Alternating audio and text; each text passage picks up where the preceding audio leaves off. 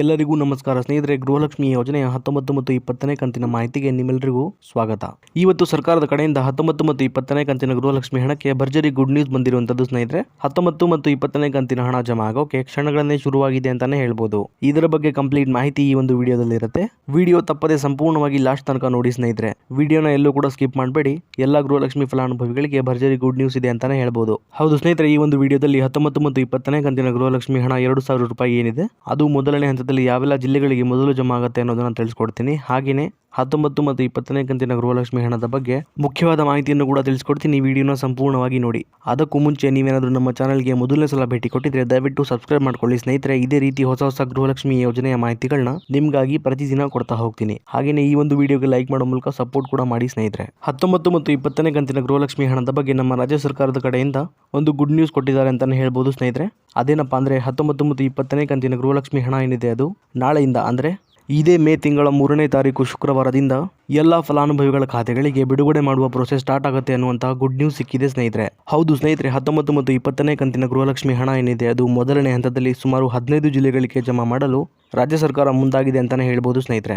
ಈಗ ಯಾವೆಲ್ಲ ಜಿಲ್ಲೆಗಳಿಗೆ ಮೊದಲನೇ ಹಂತದ 19 ಮತ್ತು 20ನೇ ಕಂತಿನ ಹಣ ಜಮಾ ಆಗುತ್ತೆ ಅನ್ನೋದನ್ನ ನೋಡ್ತಾ ಹೋಗೋಣ ಬನ್ನಿ ಸ್ನೇಹಿತರೆ. ಕಲಬುರಗಿ, ಚಿಕ್ಕಬಳ್ಳಾಪುರ, ಬೀದರ್, ಬೆಳಗಾವಿ, ರಾಯಚೂರು, ಕೋಲಾರ, ಉಡುಪಿ, ಹಾಸನ, ಚಿಕ್ಕಮಗಳೂರು, ಬಳ್ಳಾರಿ, ಧಾರವಾಡ, ಉತ್ತರ ಕನ್ನಡ, ದಕ್ಷಿಣ ಕನ್ನಡ, ಮಂಗಳೂರು, ಶಿವಮೊಗ್ಗ, ದಾವಣಗೆರೆ, ಹುಬ್ಬಳ್ಳಿ, ಇದಾದ್ಮೇಲೆ ಕೊಡಗು ಹಾಗೂ ಮೈಸೂರು. ಟೋಟಲ್ ಆಗಿ ಒಟ್ಟು 15 ಜಿಲ್ಲೆಗಳಿಗೆ ಅಂದ್ರೆ ನಾನೀಗ ತಿಳಿಸ್ಕೊಟ್ಟಂತಹ 15 ಜಿಲ್ಲೆಗಳೇನಿದೆ ಈ 15 ಜಿಲ್ಲೆಗಳಿಗೆ ಮೊದಲನೇ ಹಂತದ 19 ಮತ್ತು 20ನೇ ಕಂತಿನ ಗೃಹಲಕ್ಷ್ಮಿ ಯೋಜನೆ ಹಣ ಏನಿದೆ ಅದು ಮೊದಲನೇದಾಗಿ ಜಮಾ ಆಗ್ತಿರುವಂತದ್ದು ಸ್ನೇಹಿತರೆ. ಈಗ ಇಲ್ಲೊಂದು ಕ್ಲಾರಿಟಿ ನಿಮ್ಗೆಲ್ರಿಗೂ ನಾನು ಕೂಡ ಹೊರಟಿದ್ದೀನಿ. ಅದೇನಪ್ಪ ಅಂದ್ರೆ ನಾನೀಗ ತಿಳಿಸ್ಕೊಟ್ಟಂತಹ 15 ಜಿಲ್ಲೆಗಳೇನಿದೆ ಈ 15 ಜಿಲ್ಲೆಗಳಿಗೆ ಸಂಪೂರ್ಣವಾಗಿ 19 ಮತ್ತು 20ನೇ ಕಂತಿನ ಗೃಹಲಕ್ಷ್ಮಿ ಹಣ ಏನಿದೆ ಅದು ಎಲ್ಲಾ ಫಲಾನುಭವಿಗಳಿಗೆ ಒಟ್ಟಿಗೆ ಜಮಾ ಆಗುವುದಿಲ್ಲ ಸ್ನೇಹಿತರೆ.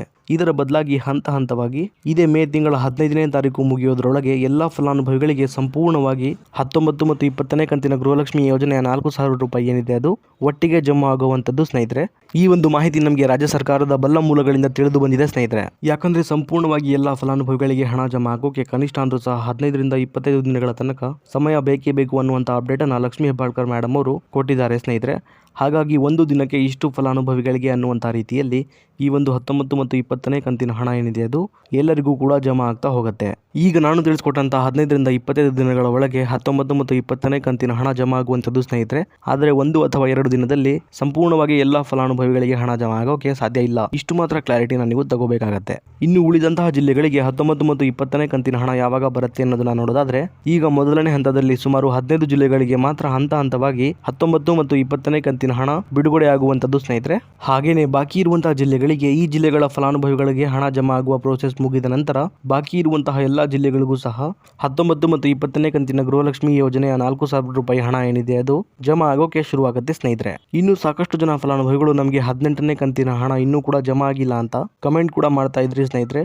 ಅಂತಹ ಫಲಾನುಭವಿಗಳಿಗೆ ಹೇಳೋದೇನೆಂದ್ರೆ 18ನೇ ಕಂತಿನ ಹಣ ಏನಿದೆ ಅದು ಕಳೆದ ಮಾರ್ಚ್ ತಿಂಗಳ 28ನೇ ತಾರೀಕಿನಿಂದ ಎಲ್ಲಾ ಫಲಾನುಭವಿಗಳಿಗೆ ಜಮಾ ಆಗೋಕೆ ಶುರುವಾಗಿರುವಂತದ್ದು ಸ್ನೇಹಿತರೆ. ಹೀಗಾಗಿ ಎಲ್ಲಾ ಮಹಿಳೆಯರ ಖಾತೆಗಳಿಗೆ ಹಣ ಜಮಾ ಆಗೋಕೆ ಸ್ವಲ್ಪ ಸಮಯ ಹಿಡಿಯುತ್ತೆ. ಆದ್ದರಿಂದ ನಿಮ್ಮ ಖಾತೆಗಳಿಗೂ ಸಹ ಈ ಮೇ ತಿಂಗಳ 10ನೇ ತಾರೀಕು ಮುಗಿಯೋದರ ಒಳಗೆ ಎಲ್ಲಾ ಫಲಾನುಭವಿಗಳಿಗೆ 18ನೇ ಕಂತಿನ ಹಣ ಏನಿದೆ ಅದು ಜಮಾ ಆಗುತ್ತೆ. ಯಾರು ಕೂಡ ಚಿಂತೆ ಮಾಡುವ ಅಗತ್ಯ ಇಲ್ಲ. ಇದಿಷ್ಟು ಕೂಡ ಇವತ್ತಿನ ಮಾಹಿತಿ ಆಗಿತ್ತು ಸ್ನೇಹಿತರೆ. ಇದೇ ರೀತಿ ಎಲ್ಲಾ ಗೃಹಲಕ್ಷ್ಮಿ ಯೋಜನೆಯ ಹೊಸ ಅಪ್ಡೇಟ್ಗಳಿಗಾಗಿ ನಮ್ಮ ಚಾನೆಲ್ನ ದಯವಿಟ್ಟು ಸಬ್ಸ್ಕ್ರೈಬ್ ಮಾಡ್ಕೊಳ್ಳಿ ಸ್ನೇಹಿತರೆ. ಹಾಗೆಯೇ ಈ ಒಂದು ವಿಡಿಯೋ ನಿಮಗೆ ಇಷ್ಟ ಆಗಿದ್ರೆ ಲೈಕ್ ಮಾಡಿ. ಮತ್ತೆ ಮುಂದಿನ ವಿಡಿಯೋದಲ್ಲಿ ಸಿಗೋಣ. ಅಲ್ಲಿವರೆಗೂ ಧನ್ಯವಾದ.